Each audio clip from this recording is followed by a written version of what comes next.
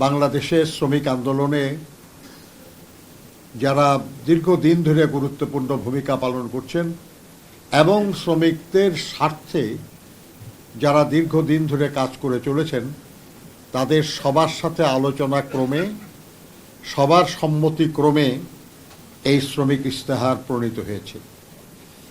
এই শ্রমিক ইস্তেহার আমরা বাস্তবায়নের লক্ষ্যে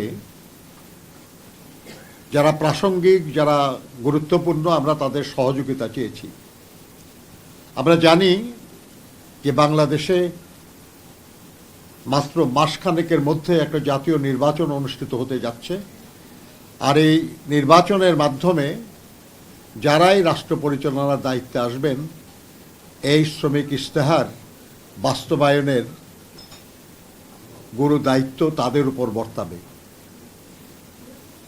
কিন্তু যারা দায়িত্বে আসবেন না, আমরা মনে করি তাদেরও অত্যন্ত গুরুত্বপূর্ণ ভূমিকা পালনের সুযোগ রয়েছে।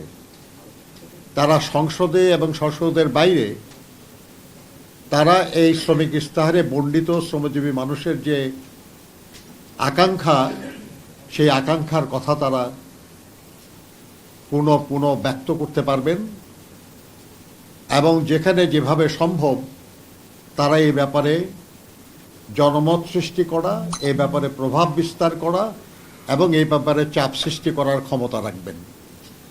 এই কারণে আমরা বাংলাদেশের প্রায় সব রাজনৈতিক দল এবং জোটের কাছে আমরা এই ইস্তেহার নিয়ে গিয়েছি। অনলাইনে পাঠানো হয়েছে, ব্যক্তিগতভাবে যাওয়া হয়েছে এবং আমরা সকলের সহযোগিতা চেয়েছি। আমরা যে দাবিগুলিন, যে প্রসঙ্গগুলিন, যে আকাঙ্ক্ষাগুলি এই ইশতেহারে ব্যক্ত করা হয়েছে এর কোনোটাই খুব নতুন কিছু না। বহু বছর ধরে, বহু যুগ ধরে এদেশের শ্রমজীবী মানুষ এই সব আকাঙ্ক্ষা বাস্তবায়নের জন্য দাবি করেছে, আন্দোলন করেছে, জীবন দিয়েছে, কিন্তু সবগুলি এখনো অর্জিত হয় নাই।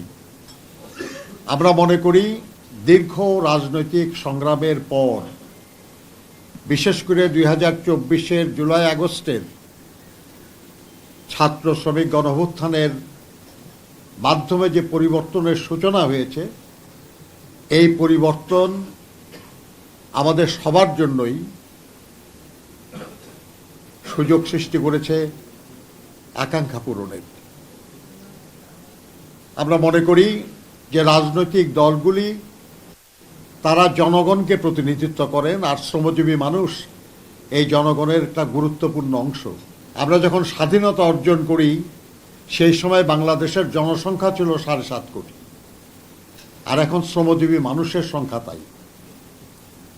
এই বিপুল সংখ্যক মানুষ, এবং মনে রাখতে হবে যে এরা সবাই ভোটার, এরা সবাই পরিবারের উপার্জনক্ষম মানুষ, ফলে পরিবারের অন্যান্যদের প্রতিও তাদের প্রভাব আছে।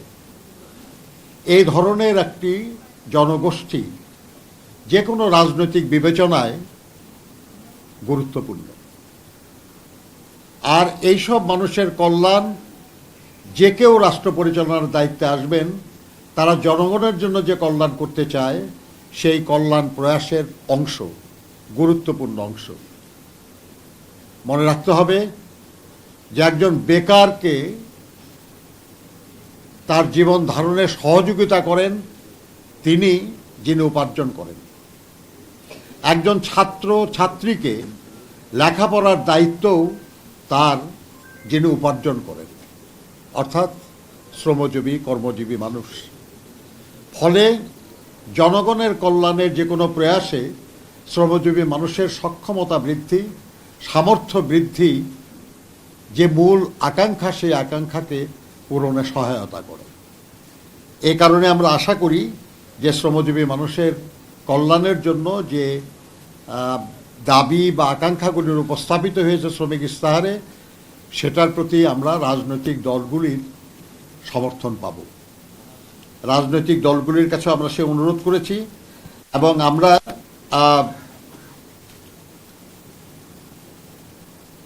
আবার আমি বলছি যে কেউ হয়তো এটা বাস্তবায়নের দায়িত্ব পাবেন, কেউ হয়তো সেই বাস্তবায়নে সহযোগিতা কিংবা চাপ সৃষ্টির অধিকার পাবেন। যে অবস্থানেই থাকবেন, আমরা তাদের কাছ থেকে সেই সহযোগিতাই চাই।